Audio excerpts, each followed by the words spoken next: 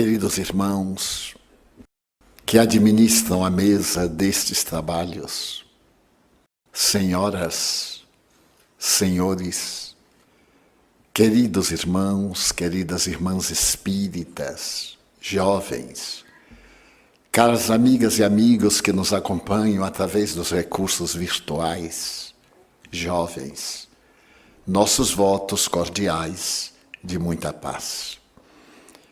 No dia 10 de novembro de 1792, em Paris, em plena Catedral de Notre-Dame, os revolucionários de 89 reuniam-se. E naquela oportunidade, o cidadão Pierre Gaspard Chaumette ascendeu ao púlpito da gloriosa Catedral Gótica e anunciou com firmeza: Deus acaba de morrer.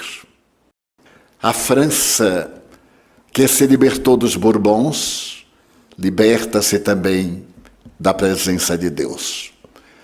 Não temos nenhuma necessidade de Deus. E logo depois, um simulacro de procissão saía da sacristia da igreja, carregando no andor a jovem bailarina Candale, do Teatro da Ópera, vestida como a deusa Razão. Logo posteriormente, na grande convenção revolucionária, um cidadão levantou-se para dizer que seus deuses agora eram a razão e a ciência, diante dos quais não havia outros deuses. Logo a seguir, os revolucionários procuraram apagar os sinais de Deus em toda a França. Mudaram os nomes das ruas, avenidas e praças, dando-lhes uma nomenclatura nova, baseada nos ideais revolucionários. Nada obstante, 2 anos depois, no século XIX, a figura de Napoleão Bonaparte, desejando impor-se à capital francesa, firmou a segunda concordata com o Vaticano e trouxe Deus de volta à França. A criatura humana é muito paradoxal. Um alucinado da Revolução expulsou Deus e um grande general trouxe Deus de volta. No dia 2 de dezembro de 1804, naquela mesma catedral, Napoleão Bonaparte fez-se coroar imperador dos franceses. Para o ato magno, que repetia as experiências de há 500 anos, quando havia sido coroado Carlos Magno, veio diretamente do Vaticano o Papa Pio V. E quando um coral de 200 vozes cantava Pompa e Circunstância, que havia sido concebida especialmente para aquele momento, o Papa levantou-se com a mesma almofada onde estava a coroa de Carlos no passado, aproximou-se de Napoleão. E o jovem, ambicioso e fascinado, levantou-se, quebrou o protocolo, autocoroou-se, e partiu em direção a Josefina, tornando-a imperatriz da França. Este incidente terrível resultou em Napoleão mandar prender o Papa Pio VII, em Fontainebleau, para demonstrar a sua aversão à chamada Santa Sé. Era este o movimento cultural e revolucionário da França no começo do século XIX. Mas naquele mesmo ano de 1804, na cidade cristã de Lyon, que havia sido mártir no século II, renascia na carne um espírito de escola chamado Hippolyte Léon Denisard Rivail, que mais tarde seria conhecido sob o pseudônimo de Allan Kardec. Napoleão e Kardec assinalariam profundamente o século XIX. Um na guerra, o outro na paz. Os anos passaram-se assinalados pelas vitórias napoleônicas e pelas derrotas terminadas em Waterloo, e o seu pedido de asilo à Inglaterra, sendo ele transferido para Santa Helena, onde veio a morrer, talvez envenenado, no dia 5 de maio de 1821. Mas nesse ínterim, a intolerância religiosa voltou em 1815 e um certo Trestelon levou à morte 15 mil huguenotes, fazendo que as águas do rio Loire permanecessem poluídas pelo número de cadáveres que nelas flutuava. Mas o século XIX é o século das luzes. Auguste Comte havia colocado a sua doutrina do positivismo. O iluminismo tradicional havia florescido um pouco antes com Voltaire, com os grandes pensores, com Jacques, Rousseau, esse admirável pensador suíço de Genebra, que deixou marcas luminosas na cultura do mundo. E a humanidade adentrou-se na pesquisa de natureza científica. A partir de 1862, para sermos exatos, no dia 18 de abril, foi apresentada à Sociedade de Antropologia na França por um jovem antropólogo, Paul-Pierre Broca, o centro da palavra. A palavra era considerada fundamental e se acreditava que o indivíduo falava através da garganta ou exclusivamente graças às cordas vocais. No entanto, um psicopata que estiver internado na Salpêtrière durante 21 anos, porque possuía uma afecção, ele não lograva dizer uma palavra, apenas uma sílaba, tin. E examinado pelos cientistas, tornou-se o grande mistério do centro da voz. Porque todos encontravam o aparelho fônico perfeito. No entanto, Monsieur Le Borgne não conseguia falar senão tin. Por isso ele passou à posteridade com o nome de Monsieur Le Tin. E tinha ele uma problemática muito grave. Essa problemática exigia uma cirurgia imediata, porque ele tinha o açúcar muito alto e havia atingido o momento culminante. Levado ao hospital, o jovem médico ficou fascinado. Porque se ele conseguisse descobrir, porque Monsieur Le Borgne, podendo falar, não podia falar, ele teria descoberto o elo perdido entre o Pithecanthropus erectus e o Homo sapiens. Fez a cirurgia, amputou-lhe a perna gangrenada, mas logo depois ele morreu. E diante daquele paciente, o jovem médico fez uma trepanação craniana, extraiu-lhe o cérebro e ficou olhando. Os dois hemisférios, o corpo caloso, aonde estaria a razão pela qual, podendo falar, o Sr. Le Borgne não falava. E esteve fazendo comparações entre um hemisfério e o outro, até que subitamente ele percebeu na terceira circunvolução frontal esquerda uma ligeira despigmentação. Tomando do bisturi, ele adentrou-se na massa encefálica, parda, acinzentada, e foi até o início de um tumor e descobriu que era exatamente ali que a criatura falava. Colocando a ponta do bisturi naquele ponto, no dia seguinte, ele faria a declaração que a criatura humana falava através do cérebro. Na terceira circunvolução frontal esquerda. E ele dava de presente 100 mil francos ouro a qualquer pessoa científica que conseguisse provar que ele estava equivocado. A partir daí, o centro da palavra passou a receber o nome de Centro de Broca. A ciência estava penetrando agora no reino imenso das vacinas. Pasteur havia descoberto o tremendo vírus da raiva, Jenner, Koch, Lister, e um número enorme de estudiosos havia penetrado no reino dos infinitamente pequenos. E a partir de 1870, a ciência médica alargava os seus horizontes, chegando às culminâncias na década de 80 para 90.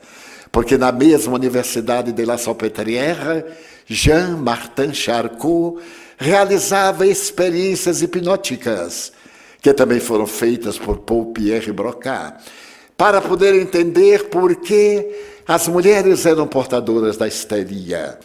Nesse período, surgiam os primeiros pródromos da psicanálise em Viena, e Freud, fascinado com as experiências do seu querido amigo Broca, e agora sabendo dos trabalhos realizados na Salpêtrière, abandonou Viena e veio estudar em Paris. Ali ele se fascinou tanto pelo insigne mestre que deu ao próprio filho o nome de Jean Martin, homenageando essa figura incomum que alargava os horizontes da fisiologia. Por volta de 1885, um eminente colaborador de Jean-Martin Charcot, o eminente professor Charles Richet, apresentava uma obra monumental que se chama Tratado de Metapsíquica. Era o resultado das investigações em torno do cérebro humano. As pesquisas em torno dos fenômenos psíquicos, parapsíquicos, porque nesse ínterim, a 18 de abril de 1857, Allan Kardec havia apresentado o Livro dos Espíritos e nascera a ciência espírita, inaugurando a era do espírito imortal. Mas na Universidade de La Salpêtrière, a literatura estava baseada nos fundamentos mais lógicos da ciência. E a ciência se havia libertado da religião fazia aproximadamente 150 a 200 anos. Adotar o comportamento materialista, além de ser elegante, era uma demonstração de sabedoria e de alta cultura. As universidades banqueteavam-se para dizer que a alma era uma aberração, que a mediunidade era uma psicopatologia. Mas o objetivo de Charcot era estudar a histeria e terminou por classificar os médiuns como histeropatas, esquizofrênicos, portadores de alucinações, de personalidades múltiplas. E ao dealbar dos anos 90, a ciência aproximava-se de dar um passo dos mais gigantescos, porque por volta de 1872, o grande físico inglês, o notável William Crookes, havia conseguido detectar os raios catódicos. E a matéria foi sofrendo alguma modificação, porque Röntgen conseguiu descobrir os raios-x. Os investigadores mais variados foram decompondo a matéria e logo depois, uma jovem senhora, Madame Curie, recebeu o segundo prêmio Nobel de Física por haver detectado a radiação nuclear. A experiência extraordinária dessa dama, que começou a decompor a pechblende de toneladas e toneladas até chegar a uma pequena fulguração no fundo de uma porcelana, e tinha as mãos agora cobertas pelo câncer de pele, dava um grande salto entre a velha física newtoniana e a chamada física das probabilidades. Há uma peculiaridade. No dia 31 de março de 1848, em Londres, Karl Marx apresentava a sua doutrina do capital. E nascia naquele dia o materialismo dialético. Estávamos diante agora do materialismo histórico, do materialismo dialético. E, curiosamente, nessa mesma noite, do outro lado do Atlântico, em um lugarejo chamado Hydesville, uma família de natureza profundamente protestante entrava em contato com o mundo espiritual através de raps, de ruídos, de sinais, em que os denominados mortos falavam da continuação da vida. Mas o século XX rompe, e de imediato, em 1905, o eminente Albert Einstein apresenta a teoria da relatividade do tempo e do espaço, e a humanidade nunca mais foi a mesma. Surge a física quântica, A matéria nada mais é do que a energia congelada ou condensada. E a energia é a matéria em decomposição, a matéria desagregada. Apareceram os vultos extraordinários de Oppenheimer, de von Braun, e os grandes físicos, especialmente da Escandinávia, que apresentaram as teorias complementares e os vários paralelismos para mostrar que vivemos num mundo de ondas, de mentes, de pensamentos, de energias, de vibrações. Esse período faz-se assinalar pela revolução da cultura, que assume a posição materialista. O grande cientista francês Broussais grita na academia: dai-nos uma doutrina religiosa científica. E de um lado, a zombaria dos investigadores contra as doutrinas ortodoxas, particularmente os seus dogmas anacrônicos e superados, faz-se generalizada e a humanidade está dividida entre aqueles que seguem a fé cega e aqueles que agora começam a pensar numa fé raciocinada, ao lado daqueles outros que trazem as tradições das doutrinas orientais. É nesse período que chegamos aos anos 50, o período divisório de uma era para uma outra era.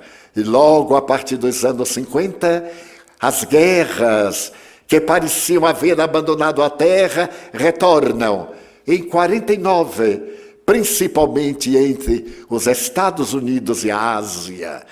É a primeira guerra, depois daquela calamitosa que matou 60 milhões de pessoas.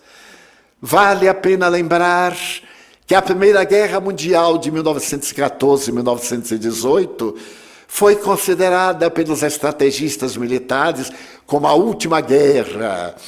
A guerra que deveria acabar com todas as guerras, por haver sido a guerra mais cruel que a humanidade teve conhecimento.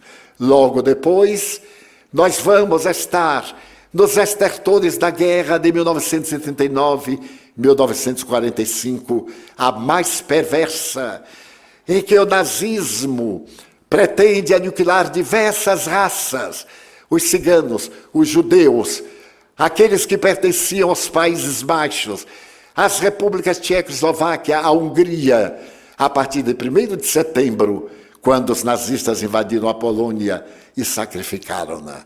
Mas logo depois que veio a paz, a sociedade, através de Bertrand Russell, asseverava que guerra nunca mais.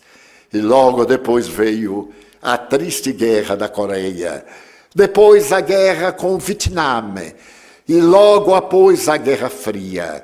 Foi nesses estertores de guerras, declaradas e não declaradas, que a violência atinge níveis insuportáveis para a época. E que então, nesse período, um jovem da Universidade de Berkeley, em plena Califórnia, na Grande Bahia, ouve de um mestre: não façamos a guerra, façamos o amor, apresentemos o outro lado da vida. E surgiu uma doutrina exótica na área da filosofia, a doutrina hippie. Os jovens rebelam-se, acabemos com as tradições. A família é uma triste lembrança do passado. O casamento é uma decadência imperialista. Uma jovem muito magra, em Londres, suspende a saia feminina um palmo acima do joelho, quando a ética era a saia um palmo abaixo do joelho.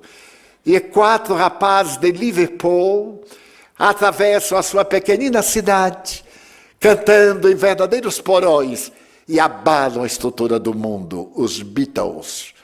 Um chofer de caminhão, que parecia ter molas na cintura, começa a acompanhar dos Beatles, e em breve Elvis Presley muda completamente a filosofia da música, da beleza, da arte. O rock and roll toma conta da terra e o mundo nunca mais será mesmo. É nesse momento de alucinação que Johnny Lennon brada a todos os pulmões: eu sou mais conhecido que Jesus Cristo. E logo as religiões fanáticas rebelaram-se contra a voz desse jovem compositor, aliás, extraordinário, porque ele não podia ser mais famoso do que Jesus Cristo. Por incrível que pareça, era mais famoso do que Jesus Cristo. Porque o seu nome estava em todas as rádios do mundo, no Oriente e no Ocidente. E eles venderam mais discos do que Bíblias vendidas no mundo. Era um período de revolução curiosa. E é dessa hora que sacerdotes holandeses proclamam também a morte de Deus.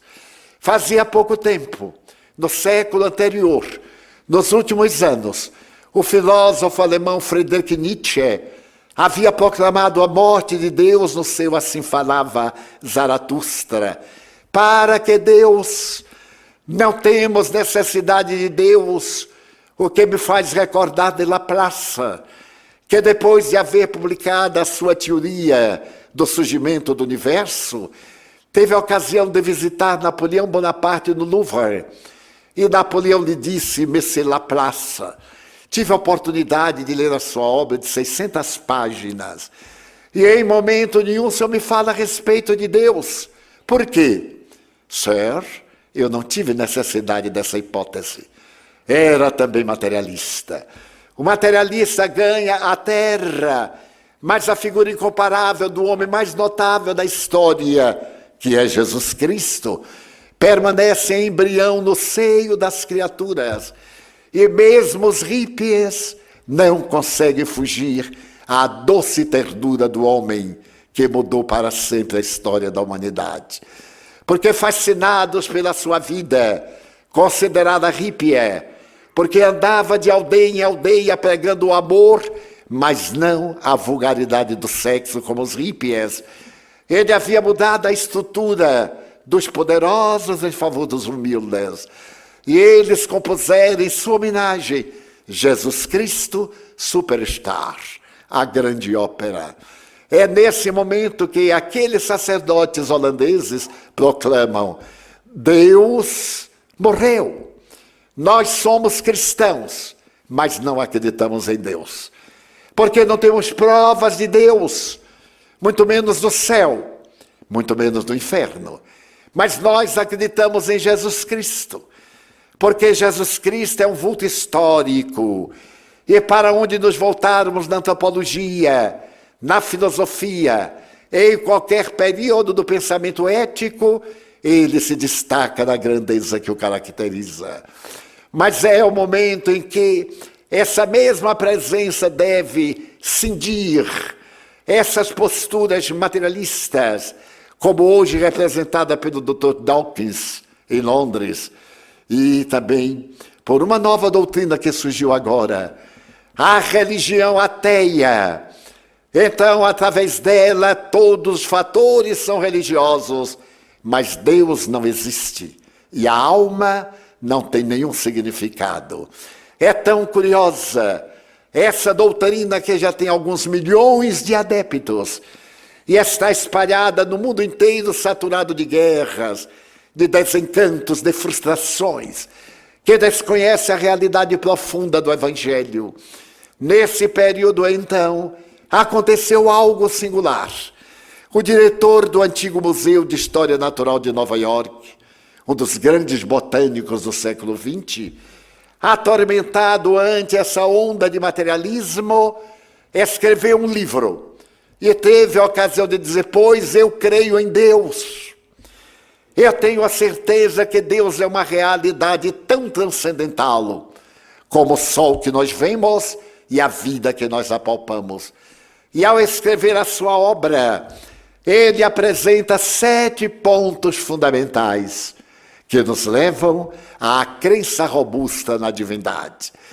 Nessa apresentação, o Dr. Cressy Morrison convoca-nos à reflexão, porque aquele acaso que consegue elaborar o mundo desde há 14 bilhões de anos, ou 13 bilhões e 700 milhões de anos, que nos traz a criatura humana, desde as primeiras expressões da Terra, 4 bilhões de anos, e o início das primeiras moléculas há 2 bilhões e 300 milhões de anos, pode ser reduzida nesta experiência. Eu tenho 7 razões que me dão a prova de Deus. Vamos raciocinar. Se nós pegarmos uma moeda de R$1 e enumerarmos de 1 a 10 em 10 diferentes, vamos tentar uma experiência para ver se existe o acaso. Coloquemos as 10 moedas em nosso bolso e tentemos tirar a moeda número 1 sem ver. A nossa possibilidade é de 1 vez em 10, porque são 10 moedas. Devolvemos a moeda número 1 e vamos tentar tirar de imediato a de número 2. A nossa probabilidade é de 1 vez em 100. Devolvemos a moeda e vamos tentar tirar em seguida a moeda número 3. A nossa probabilidade é de 1 vez em 1000. Devolvemos a moeda para tirar a número 4, a 5, até 10. E a nossa probabilidade é de um êxito em 10 bilhões de probabilidades.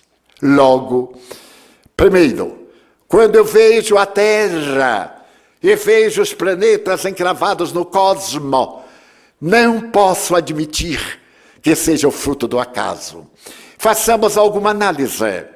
A Terra gira em torno do eixo durante 12 horas, dando-nos os dias e as noites. Mas não é por acaso. Se por acaso esse movimento demorasse 120 horas, a probabilidade de vida na Terra seria impossível, porque durante 120 horas de sol, tudo seria queimado. E aquilo que sobrevivesse, naturalmente congelaria durante as 120 horas do período noturno. Então, algo pensou e estabeleceu como fundamento, e não casual, causal. A Terra está distante do Sol a 150 milhões de quilômetros, mas não é por acaso. Se por acaso estivesse um pouco mais próxima, a vida seria impossível, porque os raios infravermelho, ultravioletas e caloríferos queimaria tudo que nela existe. Mas se por acaso estivesse um pouquinho mais longe, a vida seria igualmente impossível, porque os gelos tomariam conta do planeta e não haveria a mais mínima possibilidade de vida. Se por acaso o oxigênio da Terra, 60 quilômetros de oxigênio, fosse de apenas 50 quilômetros, a vida na Terra seria absolutamente impossível. Se o fundo do mar fosse mais fundo 3 metros, a vida não existiria na parte superior, porque as águas absorveriam todo o oxigênio e não teria como nós respirarmos na parte de fora. Mas se por acaso 3 metros a superfície da Terra fosse mais alta, a vida também seria impossível. A Lua está próxima de nós a 315 mil quilômetros de distância, mas não é por acaso. Se ela estivesse, por exemplo, a 80 mil, o seu magnetismo levantaria as marés que inundaria toda a Terra até a Cordilheira dos Andes ou os Himalaias. Mas se estivesse também distante, a vida seria impossível, porque não tendo o magnetismo das marés, não teríamos a vida conforme nós a conhecemos. Poderíamos citar um número inesgotável de fenômenos que são básicos, fenômenos reais, causais e não casuais. Então eu acredito na vida por uma segunda razão, que se chama vida. A vida é talvez a palavra mais difícil de ser definida. Se eu perguntar aqui a um filósofo o que é a vida, ele irá naturalmente deambular de Sócrates, de Anaxímenes, até talvez os modernistas, o pensamento do grande poeta Drummond, ou falar mesmo sobre o pessimismo. Mas se eu pergunto a um biólogo o que é a vida, ele irá me falar da realidade do ser de natureza carnal. Se eu pergunto a um botânico o que é a vida, ele me dirá que a vida é tão fascinante e é tão milagrosa que todas as folhas que existem na terra, de todas as plantas, são totalmente diferentes uma das outras. Não existem 2 folhas iguais, como no caso das nossas impressões digitais. Mas a vida é misteriosa, porque através de um fenômeno desconhecido, a raiz penetra no subsolo e absorve na sua porosidade lodo e água, e a transforma em madeira, açúcar, perfume e frutos saborosos. Mas a vida é um químico extraordinário para poder realizar esse fenômeno das mutações das substâncias, e é também o físico quântico, para pegar os átomos de determinada substância e colocarmos noutra substância, que nos vai dar um sabor totalmente diferente. Se olharmos detidamente determinadas sementes, elas são absolutamente, entre aspas, iguais umas às outras. Mas quando plantamos e germinam, elas vão dar frutos totalmente diferentes e ramos de características especiais. Então a vida é um extraordinário fenômeno. A vida é tão impressionante que, se por acaso desaparecessem todos os indivíduos e ficasse apenas um protoplasma e um raio de sol, a vida se desenvolveria em 10 bilhões de anos, e dentro de 10 bilhões de anos, nós teríamos novamente 7 bilhões, 250 milhões de criaturas humanas. Mas eu creio em Deus, diz o Dr. Casey Morrison, por causa do instinto. Nós falamos tanto sobre o instinto. E o que é o instinto? Qual é a sede do instinto? Ainda não sabemos exatamente. O instinto é algo tão peculiar que a vespa, quando vai procriar, ela sabe que vai morrer. E então ela sabe de uma coisa curiosa. Ela sabe que a vespa recém-nascida tem que se alimentar de carne viva. Então ela faz uma viagem nupcial até encontrar um saltamontes, um besouro, e pega esse pequeno inseto e dá-lhe uma picada. Mas ela dá uma picada no sistema nervoso num lugar tão perfeito que ele fica ali em estado vivo e absolutamente de aparência imóvel. Ele fica no estado letárgico. Ela cava um buraco, coloca o besouro e vai colocar os seus ovos na parte posterior ao abdômen. Porque quando os insetos nascem, já nascem com fome. Parecem até nordestinos. E já começam a comer e vão comendo imediatamente as partes não vitais do inseto. Quando ela come as partes vitais, o inseto morre, ela viaja e vai providenciar o alimento por conta própria. Quem ensinou isso à vespa? Os entomologistas têm feito de tudo para encontrar esse ponto nevrálgico, onde ela dá a picada e paralisa. E até hoje não encontraram.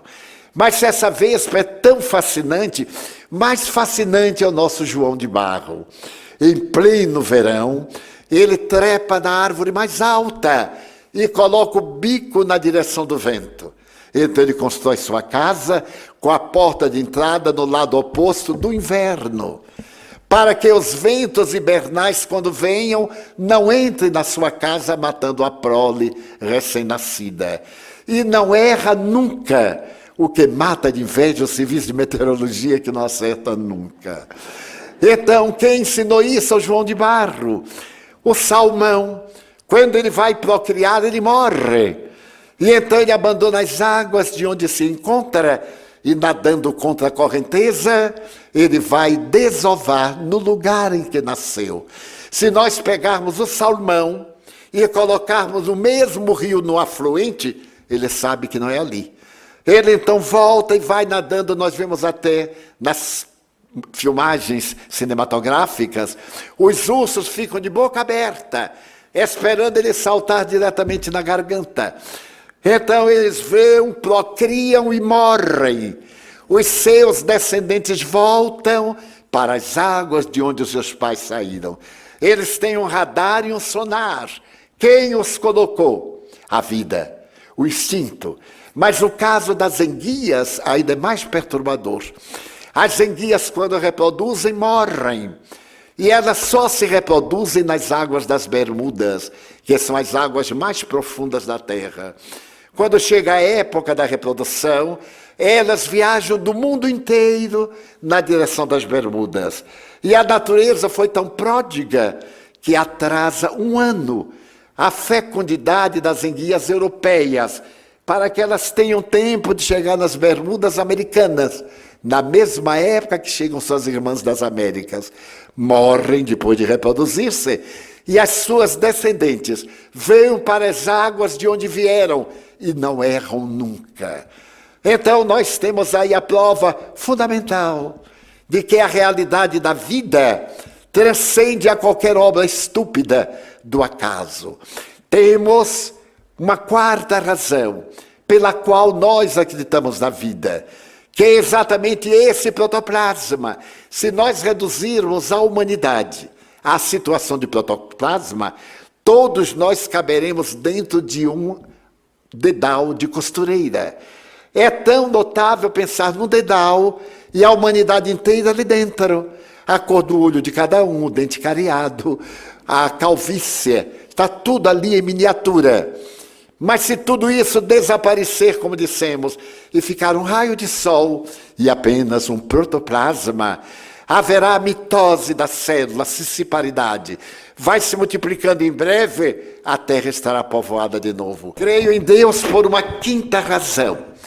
É que a memória é repetitiva do instinto.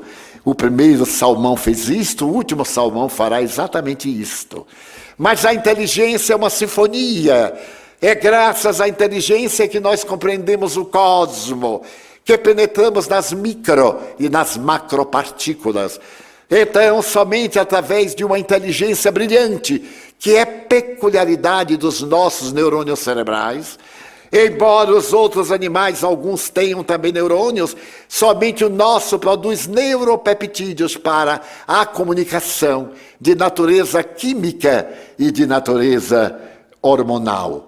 E esses hormônios são tão notáveis, esses neuropeptídeos, eles são tão notáveis que no caso da dopamina, que é a substância da alegria, se nós produzirmos um pouquinho mais, nós fazemos distúrbio de Parkinson. E se produzirmos um pouquinho menos, nós fazemos a esquizofrenia. O nosso organismo sabe exatamente a quantidade que deve produzir para manter esse estado de equilíbrio. Se nós temos um choque, um conflito de infância, um conflito na área sexual, um trauma, uma tendência para a hipocondria, nós vamos fazer distúrbio do pânico ou distúrbio da depressão, pela falta de serotonina, de noradrenalina em nossos neurônios cerebrais. Que máquina perfeita é esta? Um extraordinário físico austríaco, que publicou um livro notável, ele publicou, aliás, 2, o Tal da Física. O Dr. Fritjof Capra responde aos ateus e negadores: eu acredito sim no acaso, mas eu acredito no acaso no dia em que se pegar um aparelho especial e se colocar em todas as peças de um Boeing e começar a mexer, até o Boeing sair voando todo arrumadinho pelo acaso. Enquanto isso, nós temos que pensar na inteligência suprema, na causa primeira de todas as coisas, conforme definidos os Espíritos Allan Kardec, a realidade de Deus. Mas eu creio em Deus por uma sexta razão, assevera o Dr. Cressy Morrison. Esta razão se chama ecologia. Os australianos que vivem no país continental, há cerca de 40 anos, desejaram fazer do seu país uma região agrícola, que não era, por causa dos ventos que varriam tudo e destruíam os seminários de mudas. Então eles levaram para lá uma planta, para que ela se reproduzisse, eles pudessem fazer sebes, cercas vivas, levaram uma palmácia. E a palmácia logo deu resultados, porque o vento levava o pólen e eles construíram várias cercas. Mas a pálma não tinha inimigos comuns, não tinha insetos que se alimentassem dela na Austrália. E como resultado, começou a proliferar-se infinitamente e destruiu fazendas, destruiu aldeias, destruiu cidades. Usaram lança-chamas, usaram herbicidas, usaram tratores e a planta foi tomando conta, ameaçando destruir o país. Em um congresso de entomologistas e estudantes de insetos em Sydney, se pensou como resolver o problema. E se chegou à conclusão que se encontrasse um besouro que comesse aquela palma e que fosse um bom reprodutor, o problema estava solucionado. Começou uma busca pelo mundo e foram encontrar esse besourinho, bom reprodutor e faminto, aonde? No Brasil. No Nordeste brasileiro. Levaram o besourinho cearense para a Austrália e jogaram em cima das palmas. E o besourinho começou a comer palma, a procriar, e os australianos ficaram apavorados, porque era agora besouro em todo lado. Eles multiplicavam-se, mas nesse momento ocorreu fascinante. Eles pararam de reproduzir-se e ficaram palmas para besouros e besouro para palmas. E hoje a Austrália é um país agrícola. Acaso? Não, sabedoria. Então eu creio em Deus ainda por uma outra razão. Talvez muitos de nós aqui não saibamos que os insetos já nascem adultos e já nascem com fome. Eles respiram através de tubos. Nós dizemos, ai, a cigarra cantou tanto que explodiu pelas costas. Como nós somos ingênuos. Primeiro, a cigarra não canta. Ela trita a pata. Esse ruído que nós ouvimos é a pata tritando. Que pata, hein? Para poder dar esse som. E, ademais, ela tem 2 tubos respiratórios. Então, ela vai respirando, ela vai crescendo, mas o tubo não cresce. E então, ela morre estrangulada por falta de ar. Todos os insetos morrem por falta de ar. Seria o acaso? Não. Algo pensou, porque existe na Terra 750 mil famílias de insetos. E se os tubos crescessem, ninguém estaria aqui, porque bastavam 2 formigas com o corpo de elefante para estarem para lá, para cá, uma pulga na rua. Qualquer grilo tomava um corpo inominável. Mas a lei de sabedoria limitou, porque como os insetos são os mais numerosos do planeta, eles têm vida breve e controlada pelo tubo digestivo e o aparelho respiratório. E a 7ª razão, eu creio em Deus por causa da imaginação. A imaginação é o coroamento da nossa vida. Então nós dizemos, mas eu imagino. Quando me falam da grandeza de uma galáxia, eu que não vejo galáxias, não tenho oportunidade de consultar telescópios. Eu então imagino através das fotografias. Nós estamos numa galáxia de 200 bilhões de sóis. Quem duvidar, faça essa experiência. Quando nós olhamos para o céu tranquilo, nós vemos apenas 5.000 estrelas, isto é, 2.500, porque as outras 2.500 estão do outro lado. Quem duvidar pode contar hoje de noite quando sairmos daqui. Mas se nós usarmos um binóculo, nós vemos 150 mil. Se usarmos um telescópio caseiro, vemos 200 mil. Se usarmos o telescópio de Monte Palomar, vemos 20 milhões. Mas se nós usarmos o Hubble, que podemos ver na internet, nós veremos 200 bilhões de sóis cantando a grandeza. Mas esta é apenas uma Via Láctea, a nossa grandiosa Caminho de Santiago. Mas se nós olharmos o nosso céu, existem aproximadamente 100 bilhões de galáxias cantando as glórias de Deus. Diariamente, a cada instante, morre uma galáxia. É devorada pelos buracos negros. E de imediato a poeira das estrelas faz surgir novas galáxias. O que destrói a velha tese do inferno tradicional. Porque Deus trabalha até hoje. Disse Jesus, meu Pai trabalha até hoje e eu também trabalho. Ele não parou na criação. As estrelas continuam produzindo outras estrelas.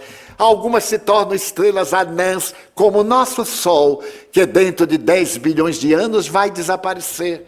por falta de combustível, porque para manter o seu circuito, os planetas, os asteroides, os cometas, para poder manter os seus satélites, o Sol converte 420 milhões de toneladas de massa em energia. Equivale dizer que ele vai se transformar só em energia e se transformará numa estrela anã e vai desaparecer, nosso sistema vai se acabar. Mas quando? Daqui a 10 bilhões de anos. Eu citei esses dados em uma conferência sobre astronomia de uma cidade do sul do país.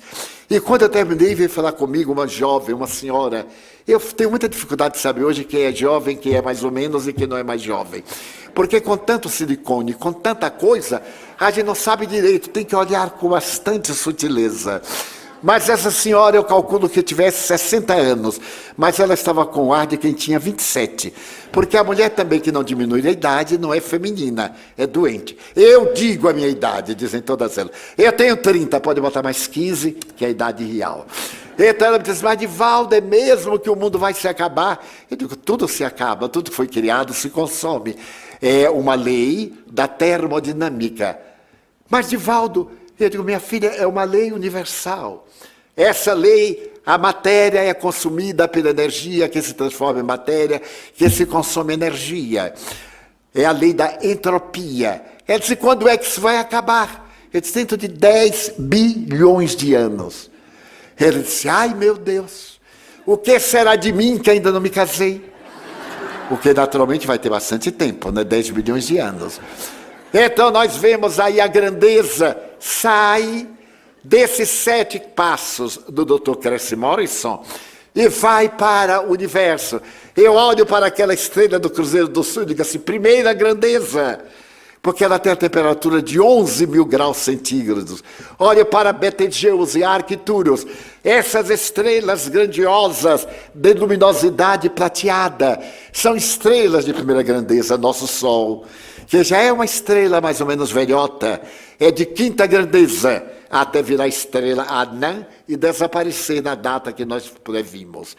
Então, dentro dessa forma, nós ficamos deslumbrados com esse macrocosmo e, inevitavelmente, levamos a língua ao palato e, nesse movimento, Deus saiu do universo e veio para a nossa língua. Nossa língua tem 5.000 corpúsculos gustativos para o fenômeno da gustação, da digestão. E se nós formos pessoas alegres, nós produzimos uma substância chamada imunoglobulina na saliva, que nos dá saúde ao aparelho respiratório, nos dá alegria de viver. Então nós paramos e olhamos como o nosso corpo é um santuário que nenhum acaso, nenhum homem de barro poderia transformar-se nessa delicadeza. Eu tomo de um alfinete, faço uma ligeira perfuração, eu destruo milhares de pequeníssimos vasos, de capilares, e outros imediatamente vêm para o lugar. Eu tomo um talho, vem hemorragia. O organismo de imediato faz um coágulo tampão e joga, e cobre o coágulo, para evitar que eu morra da hemorragia. Exceção feita aos hemofílicos, que necessitam de terapia imediata, porque eles não têm coagulante no sangue, e por isso necessitam de frequentes transfusões. Então essa máquina extraordinária é a maior rodoviária que existe no mundo. As nossas veias, artérias e vasos medem de 150 mil a 200 mil quilômetros em um circuito especializado, porque proporciona o de que necessita para a sua própria vida. Esses glóbulos vermelhos que são mantenedores da vida, em cada segundo morrem 30 milhões e nascem 30 milhões em nossa medula óssea de imediato. Nossos rins têm 108 mil quilômetros de veias, de artérias e de vasos. E nós podemos dizer assim, meu Deus, e tocamos a cabeça. Quando tocamos a cabeça, nós tocamos o mais extraordinário computador que nenhuma imaginação pode conceber. Somente nossos neurônios cerebrais são 100 bilhões de neurônios cerebrais. Para dizer uma palavra, articulam-se centenas de milhares em uma rede. Quando nós pronunciamos um discurso, bilhões de neurônios estão sendo acionados imediatamente numa corrente ininterrupta, cantando as glórias da vida. Então, de imediato, nós passamos a examinar a grandeza da vida, que em pequenas facções, no hemisfério esquerdo, se por acaso tivermos um choque, um trombo, um derrame, teremos a paralisia do hemisfério direito. Aliás, uma notável anátomo-cientista de Harvard teve um derrame cerebral. Ela é a maior autoridade em anatomia do cérebro. Estava com 39 anos, quando de repente ela parou de estar tendo derrame cerebral. E começou a fazer a análise do seu derrame cerebral. Ficou cega, surda, muda, paralítica. E através do esforço ela acionou o lado direito, que é o lado mais da imaginação, das questões mais nobres, o lado esquerdo do movimento, da palavra, de todas as necessidades do instinto, do cérebro réptil, do cérebro mamífero. Mas este outro lado é exatamente o lado que nos oferece a parte divina do nosso cérebro, o superconsciente, o neocórtex. Então, nós vemos que esta máquina extraordinária é Deus. E então, o que fazemos?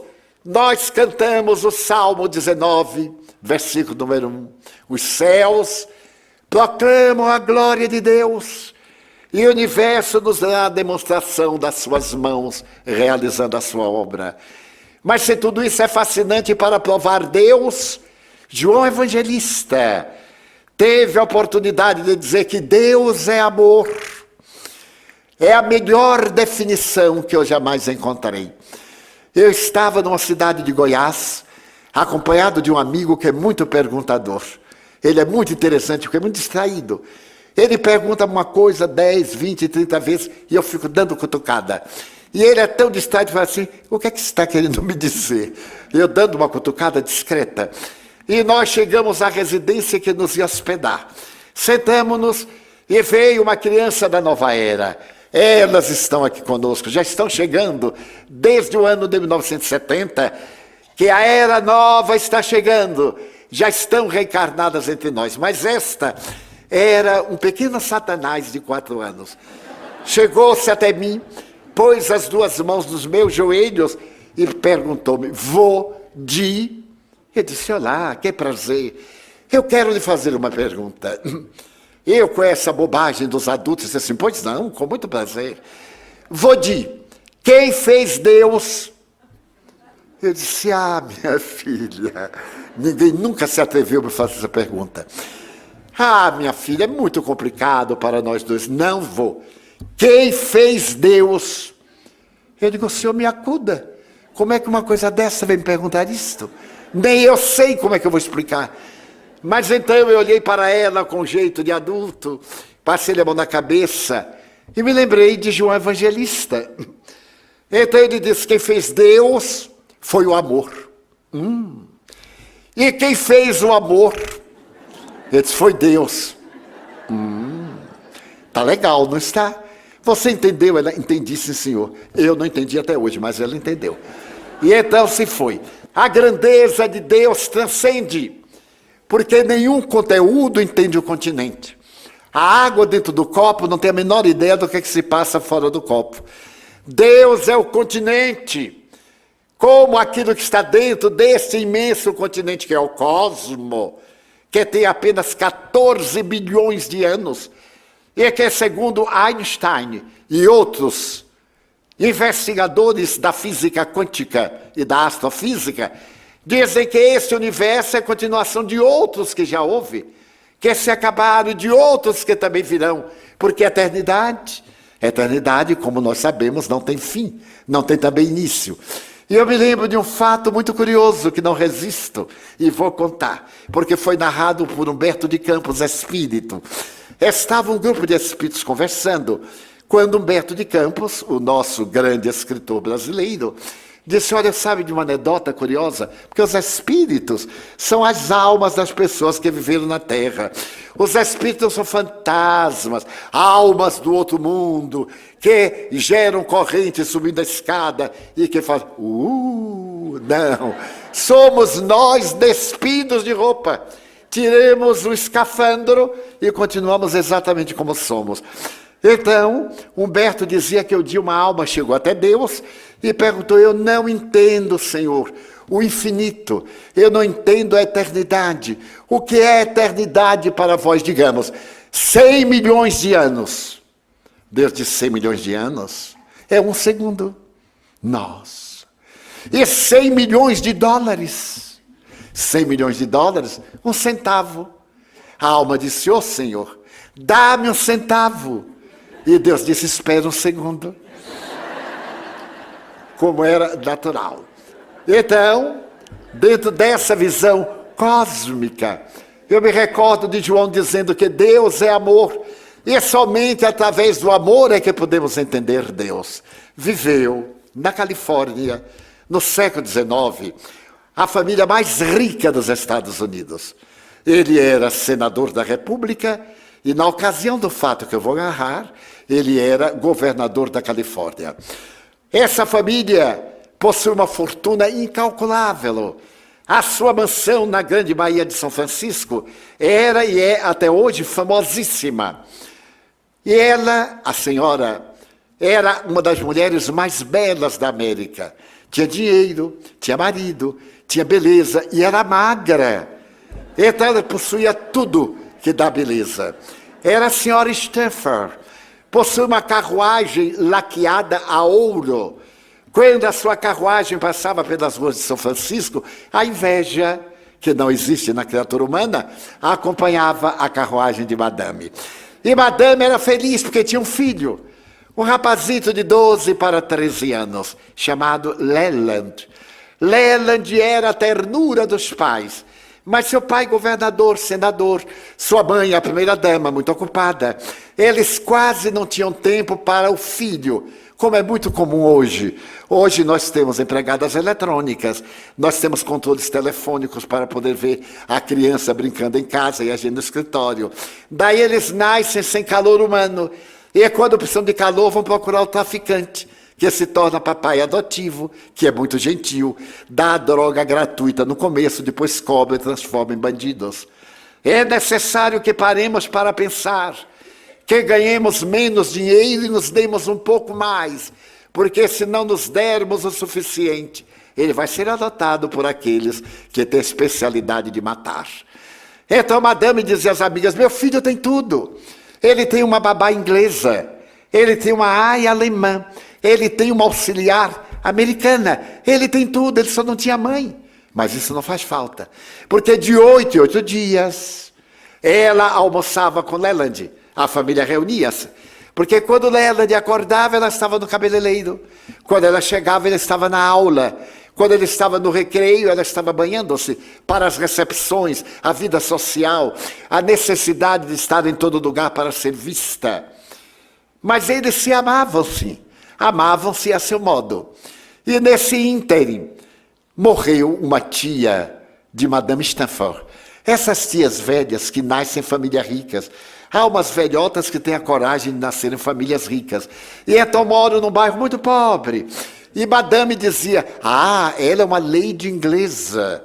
Ela mora naquele bairro para ver como é que o pobre vive. Os ricos têm desculpas para tudo. E então, ela morreu na primavera. Olha que pobre tem coisa. Ao invés de morrer no inverno, que ninguém sabia, morreu na primavera, nos dias da abertura da ópera. E quando Madame soube, ficou desolada. Porque ela era a primeira dama e adorava a ópera de São Francisco.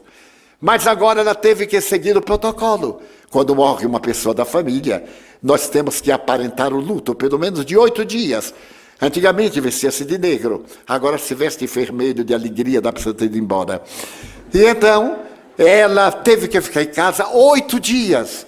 E 8 dias para certas mulheres ficarem em casa é um período muito grande, são um período muito grande. Ela então correu ao marido e perguntou, meu bem, O que é que eu farei 8 dias dentro deste museu? Porque ela viajava uma vez por ano à volta do mundo para fazer compras.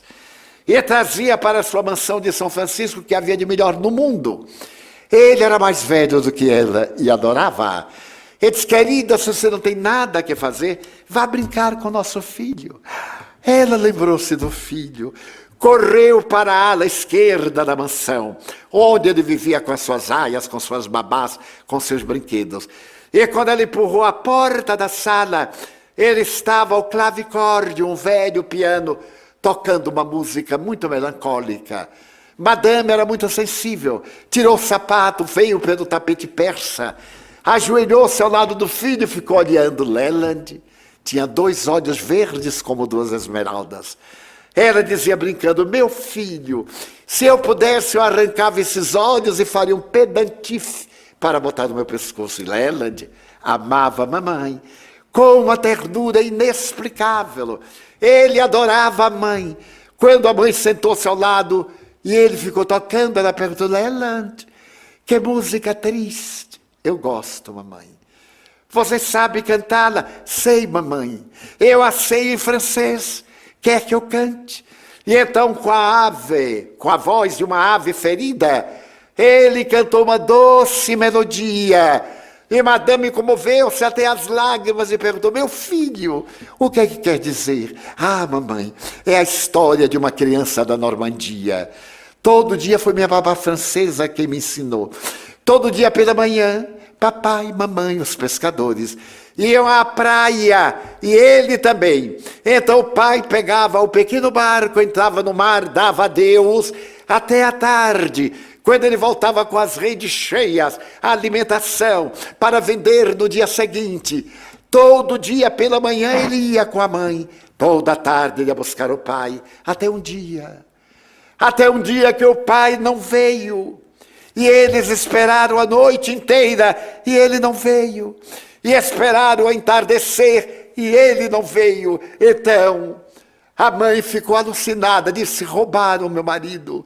As sereias roubaram, espere por mim. Adentrou-se no mar e nunca mais voltou. E a criança ficou lá, na praia, no alto, olhando o mar que devorara seu pai e sua mãe. E eu gosto dessa história. Por que, Leland? Porque se parece comigo. Leland, que blasfêmia. Tu és a criança mais rica da América. Eu sou a mulher mais bela, teu pai é o homem mais poderoso. Ah, mas papai está no mar dos negócios e nunca tem tempo para mim. E eu que te amo, mamãe está correndo atrás da sociedade. E só nos vemos uma vez que outra. Oh, Leland. Mas agora iremos estar juntos, vamos brincar. Sai do piano. E saiu a brincar. E no outro dia, e no terceiro dia. Porque amor é convivência. Então ela notou quanto amava aquele filho idolatrado. Brincavam, corriam. Até que no 4º dia, Leland perguntou, mamãe, por que você está tão comigo? Porque morreu uma tia sua, Leland. E quando morre uma tia, a gente fica em casa? Fica, meu filho, por 8 dias. Mamãe, e quantas tias você ainda tem, mamãe? Poucas, Leland. Mas nesse ínterim, uma amiga de mamãe foi lá no sábado e disse, querida, encontrei uma forma de retirar-te daqui deste abismo, deste palácio. Eu descobri que aqui em São Francisco há um orfanato e queria que tu fosses fazer a caridade. Eu levarei a imprensa e os jornalistas colocarão Madame Steffer, com a dor no coração pela saudade da tia, está fazendo a caridade. Já imaginou? E então prepara guloseimas, prepara doces. Madame mandou os seus funcionários prepararem doces no dia seguinte. Domingo pela manhã, a carruagem bordada a ouro estava na porta, quando 2 pajens de Liparé desceram carregando bandejas de prata, todas elas ornadas de guloseimas preciosas. E Leland apareceu no alto da escadaria, ele nunca havia entrado na carruagem. Ele parecia uma tela de Gainsborough, vestido de veludo azul, com um chapéu de plumas e de veludo, Madame enternecida perguntou, meu filho, queres vir comigo? Ele desceu a escada correndo, entrou, bateu a porta. Mamãe, onde vamos? A um orfanato, Leland. Mamãe, que é orfanato? Ué, tu não sabes o que é orfanato? Não. Eu nunca ouvi essa palavra aqui em nossa casa. Orfanato, Leland, orfanato. Ora, orfanato é um lugar de órfãos. E o que são órfãos, mamãe? Mamãe era bela, era rica, era magra, mas não era muito culta. Órfãos, deixa eu ver como é. Ah, órfãos. Órfãos são esses moleques de rua. Esses que não tem ninguém, que não tem pães, que não tem mães. Mamãe, e aqui em São Francisco, que papai é o governador, há crianças que não têm pães, que não têm mães. Olha, meu filho, isso é política. Não, mamãe. Mas nós em casa, nós temos tantos pães que se atiram aos cães. E eu não tenho apetite. Mamãe, há crianças que não comem pães, muitas delas, mas não interessa. Nós vamos levar guloseimas. A carruagem correu e em breve num pardieiro meio abandonado, porque os orfanatos são mais ou menos assim, com crianças esquálidas, os olhos fora das órbitas, os dentes à mostra, a cabeleira desgrenhada, as unhas sujas, as roupas remendadas, eles à porta. Quando Lela viu, mamãe, eles são crianças. Pegou uma bandeja e saiu. E perguntou, como é seu nome? John. Seu nome? Mary. Seu nome? E cada qual, mamãe. E os órfãos comiam. Como comem? Comem com os olhos, com a boca, com o estômago, com os bolsos. Comiam com tudo e botavam nos bolsos. Ele disse, meu Deus, correu para pegar outra bandeja. Aí Madame Seguro disse, Leland, isto é ralé. É a borra da sociedade. Eu não te quero envolvido com essa gente. Não vás mais, mamãe, são crianças. Tem fome. E ficou gritando, como é seu nome? Cláudia. E você, Stephen. Até que Madame ficou nervosa. Leland, volte. Vamos embora. Já cumpriu meu dever de caridade. Então os fotógrafos bateram algumas fotos, viram algum selfie, foi no século XIX, e então saíram, pegaram a carruagem, e ele sentou e perguntou, mamãe, qual é o dia que nós vamos voltar aqui? Nunca mais, Leland. Tu és o menino mais rico da América, toda hora eu te digo, e este aí é ralé. Mamãe, mas são crianças, quando é que a senhora vai me trazer? Leland, nunca mais. E não se fala mais nisso. Quando chegaram em casa, ele disse, mamãe, venha correndo, vem aqui até a janela. De que lado está o orfanato? Ali, Leland. Ah, então é lá que estão os meus irmãozinhos, os órfãos. Leland, tu não tens irmãos? Mamãe, eles eram iguais a mim, sujos. Ah, mamãe, você não sentia um certo odor? Eu estive pensando, no Natal, o meu padrinho me deu $1.000. Eu queria dar esses $1.000 para o orfanato para consertar. Não, Leland, o dinheiro é teu, mamãe. Que são $1.000 para nós. Esse colar que você está usando custou 600 mil. E você tem vários. Eu quero dar os meus $1 para eles. Não darei. O teu dinheiro, o teu pai fez uma caderneta de poupança. Já havia essa tragédia naquele tempo. Fez uma caderneta de poupança. E esse dinheiro é teu, eu não darei. Oh, mamãe, quando é que nós vamos voltar ao orfanato? Leland. No dia seguinte, mamãe, quando é... Leland, eu te proíbo de falar do orfanato. No terceiro dia, no quarto ele estava febril. Foi chamado o médico. Quando o médico examinou, disse, senhora, é nada mais, nada menos do que uma obsessão. Ele está com transtorno obsessivo compulsivo. Ou vai ao orfanato, ou a senhora tem que tirar daqui. Então, faremos uma viagem. Mas ao orfanato ele não irá mais. Ela programou fazer a viagem à volta da terra, levando o filho. E ele dizia, mamãe, leve-me ao orfanato. 15 dias depois, ela pegava um transatlântico de luxo, saindo do porto de São Francisco a Barcelona. E assim que o navio desapareceu, da praia longínqua, Leland no tombadilho perguntou, mamãe, de que lado está São Francisco? Ali, meu filho. Então é lá que estão que estão os órfãos, não é, mamãe? Quando chegaram a Barcelona 3 semanas depois, mamãe, onde está São Francisco? Madame visitou Barcelona, atravessou os Pirineus, foi a Paris. Mamãe, de que lado está a América? Ela atravessou o Canal da Mancha, foi à Inglaterra. Mamãe, aonde estão meus irmãozinhos os órfãos? Voltou a Paris, viajou à Itália, era o mês de agosto, verão forte. Madame se hospedou na Via Ápia Antiga, em um hotel de luxo.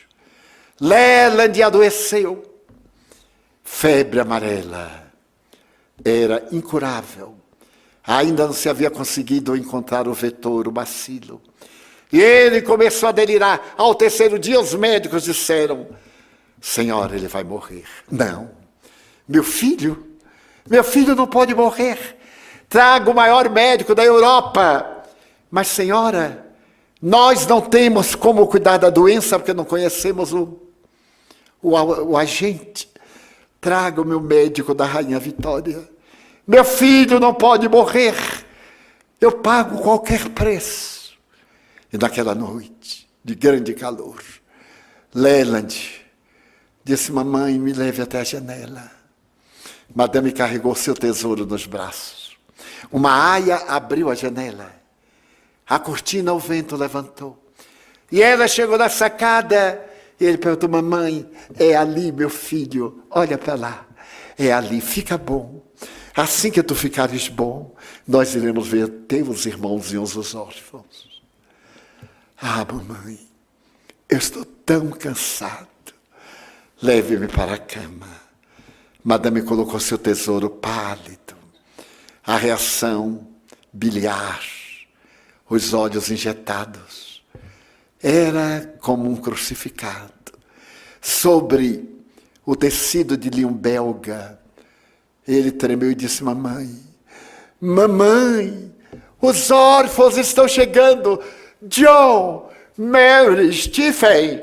Mamãe, não, Leland, não são os órfãos. É o delírio da febre. Chama um médico. Saíram a correr a buscar dos médicos ali no hotel. Eles vieram e ele dizia: mamãe, eles estão me chamando. Não vá, meu filho. Não me deixes, Leland. Mamãe, eu vou ao orfanato agora. Leland, meu filho. Mamãe. E tombou. Madame deu um grito e desmaiou no solo. Quando ela acordou, viu seu pequeno Deus, os olhos verdes abertos. A palidez imensa, cerrou as pálpebras e mandou embalsamar o filho. Pediu licença às autoridades. E logo depois, em um caixão de mogno cristal, Madame Stanford e Leland voltaram à América. Metade da cidade foi ao cais. O senador havia envelhecido. E daquela mulher esguia e bela, o sofrimento que se lhe instalara foi tão grande que ela parecia descuidada, pálida e triste. Quando a guarda de honra desceu o caixão do navio, ela disse: ponham-no na carruagem para o orfanato. A Orquestra Sinfônica de São Francisco foi tocando a marcha fúnebre de Chopin. As pessoas choravam e a carruagem seguiu até o orfanato. Quando chegou ao orfanato, as crianças ficaram à porta, hebetadas. Madame pareceu que ficou louca. Ela abriu a porta e gritou: meu filho, perdoa-me, Leland, perdoa-me. Aí estão os teus irmãos órfãos. Perdoa a minha loucura, meu filho. Eu não sabia que tu os amava tanto. O féretro foi para Palo Alto, a cidadezinha. E ali, no alto da colina, Madame colocou o filho, uma placa de mármore branco, onde ela escreveu: aqui dormem os olhos verdes de meu filho. Plantou uma roseira trepadeira vermelha, para que na primavera derramasse pétalas de sangue sobre o túmulo. Em 1905, o jornalista brasileiro Felício Terra, que escreveu essa história, e nós contamos a nosso temperamento, foi visitar Madame. Ela estava numa rua pobre de São Francisco. E ele perguntou: Madame, que fez do dinheiro? Depois que meu filho morreu, naquele mesmo mês eu mandei consertar o orfanato. No ano seguinte, meu marido morreu de saudades. Eu mandei construir 2 orfanatos. E depois eu descobri que os órfãos não têm apenas necessidade de mães e de pães, mas também de educação. Eu vendi tudo o que tinha, desde os lustres de cristal da Boêmia, até a louça de Sèvres, todos os tapetes, e transformei tudo isso na Universidade Stanford, uma das 10 maiores universidades do mundo. E lá está em memória do meu filho. Madame, a senhora deu tudo o que tinha. Veja, nem cadeiras eu tenho. Dei tudo. E deu aqueles $1000. Não. Aqueles não eram meus. Eram de meu filho. Eu transformei em uma bolsa de estudos e coloquei uma fortuna para educar gratuitamente uma criança órfã de olhos verdes, cada bimestre. Em homenagem ao meu filho, que me ensinou a amar. Eis aí o céu. Certo dia perguntaram a um grande Mahatma, que também era mestre nas artes marciais, que é o céu, que é o inferno. E ele voltou-se para o jovem e disse: para que um jovem samurai quer saber o que é o céu? Um jovem precipitado, sem caráter, o jovem palideceu, sacou de uma cimitarra e disse: cala-te, velho, ou eu te decepo a cabeça. Ele disse: aí é o inferno. Perdoe-me, senhor. Aí é o céu. O Papa João Paulo II, na década de 90, em um sermão na Catedral de São Pedro, declarou que céu e inferno são estados de consciência, conforme assevera a doutrina espírita, desde o dia 1º de agosto de 1865, quando Allan Kardec publicou O Céu e o Inferno, ou A Justiça Divina à Luz do Espiritismo. Essa figura arquetípica, mitológica, de um Deus cruel, antropomórfico, ficou na Idade Média porque Deus é amor. Ele jamais condenaria eternamente uma alma. Nenhuma das ovelhas que o Pai me confiou se perderá, disse Jesus. E essa obra monumental que estamos celebrando 150 anos, que é a base do nosso congresso de iluminação de consciências e de consolações, preconizando a nova era. Essa obra fundamental tem o maior código penal da vida futura para beneficiar as doutrinas do direito internacional. É uma obra na qual os espíritos vêm dizer o que encontraram além da morte. Assassinos, suicidas, indivíduos que foram decapitados na guilhotina, enforcados em um verdadeiro inferno da alma, vieram contar as suas angústias, mas tendo a certeza que voltaram à terra pela reencarnação, para depurar-se e encontrar o reino dos céus, ao qual todos estamos fadados. Mas outros que foram pessoas comuns, vendedores ambulantes, pessoas da sociedade normal, jovens que tinham grandes traumas e dramas, vieram para falar do seu purgatório, isto é, de uma instância de dor temporária, na qual o indivíduo se aprimora para reencarnar-se, e reparando os males que praticou atingir a plenitude, mas também traz aqueles que foram, segundo Dante Alighieri, guiado por Beatrice, para o reino dos céus desfrutar das maravilhas.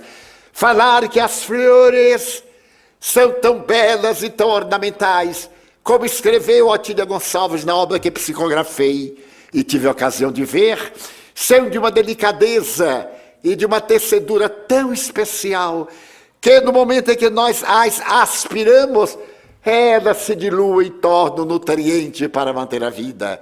E de imediato, uma outra se refaz, para nos falar desse estado de plenitude que Carl Gustavo Jung chamava esse estado de individuação, esse estado de encontro com a consciência, e Jesus chama o reino dos céus.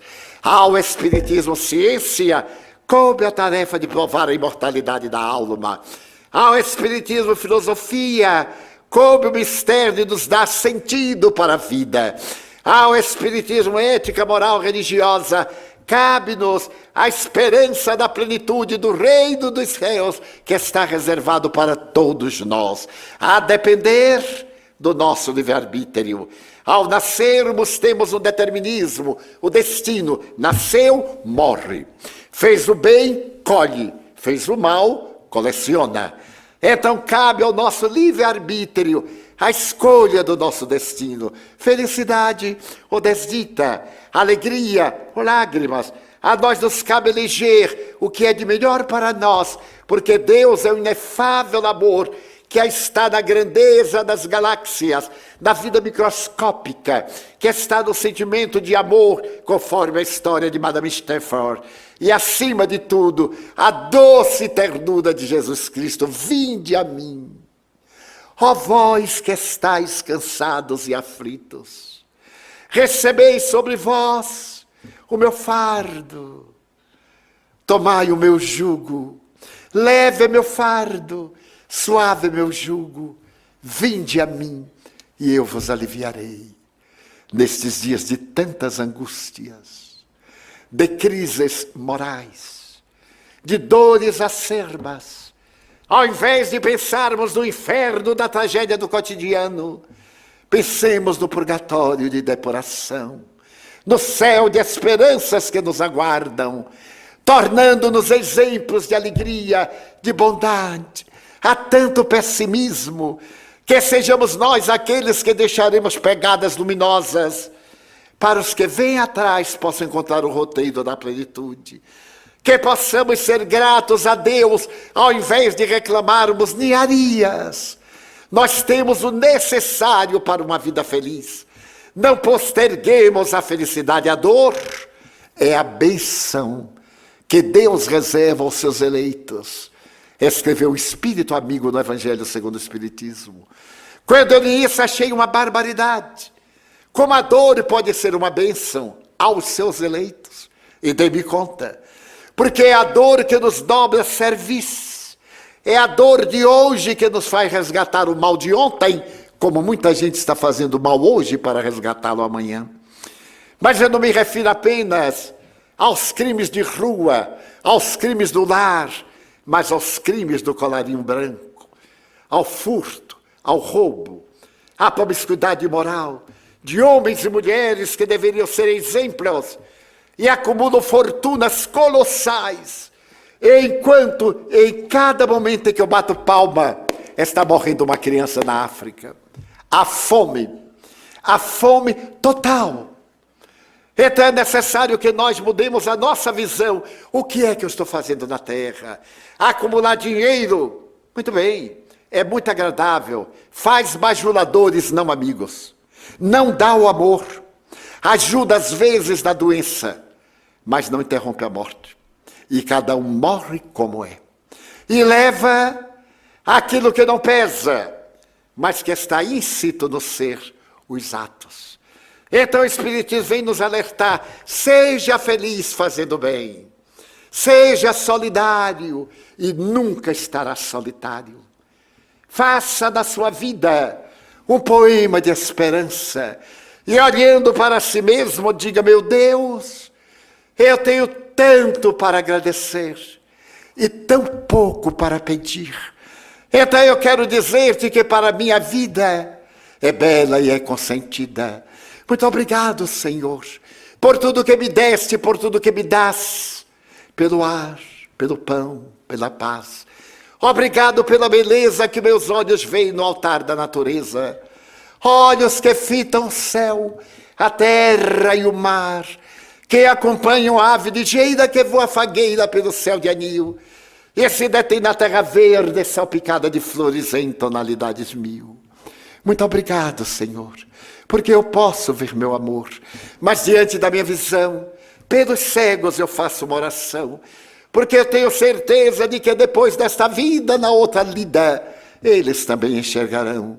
Muito obrigado, Senhor, pelos ouvidos meus, que me foram dados por Deus, ouvidos que ouvem o tamborilar da chuva no telheiro, a melodia do vento nos ramos do ormeiro, as lágrimas que vertem os olhos do mundo inteiro, ouvidos que ouvem a música do povo que desce do morro na praça a cantar, a melodia dos imortais.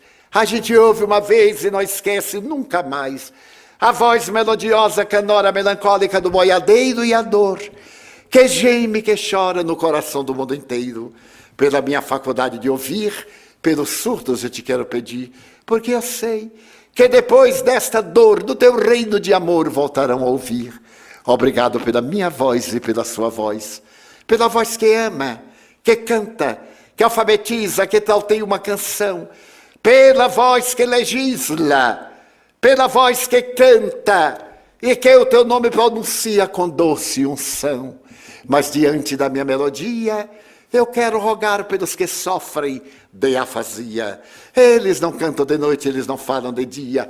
Oro por eles, porque eu sei que depois desta prova, na vida nova, eles cantarão. Obrigado pelas minhas mãos, mãos que aram, meus que semeiam, mãos que agasalham, mãos de ternura, meus que libertam da amargura, mãos dos adeuses, que limpam feridas, que enxugam lágrimas, suores das vidas, pelas mãos de sinfonias, mãos de cirurgias, mãos de psicografias, pelas mãos de sinfonias, mãos que atendem a velhice, a dor e o desamor, pelas mãos que no seio embalam o corpo de um filho alheio, sem receio, e pelos pés que me levam a andar sem reclamar. Obrigado, Senhor, porque eu posso andar diante do meu corpo perfeito, eu te quero louvar, porque eu vejo na terra aleijados, amputados, marcados, desesperados, paralisados, que se não podem movimentar, eu oro por eles, porque eu sei que depois desta expiação, eles também bailarão. Muito obrigado por fim pelo meu lar. É tão maravilhoso ter um lar. Não importa se esse lar é uma mansão, um duplex, uma casa no caminho, um ninho, seja lá o que for, um bangalô, mas que dentro dele exista a presença do amor de mãe, ou de pai, de mulher, ou de marido, de filho, ou de irmão. A presença de um amigo, alguém que nos dê a mão, pelo menos a companhia de um cão. Mas se a ninguém houver para me amar, nem um teto para me agasalhar, nem uma cama para me deitar, nem aí eu reclamarei. Pelo contrário, eu te direi, Senhor dos céus, eu agradeço a ti, porque nasci. Muito obrigado, Senhor, porque eu creio em ti, pelo teu amor. Obrigado, Senhor, pela sua atenção. Muito obrigado, senhores.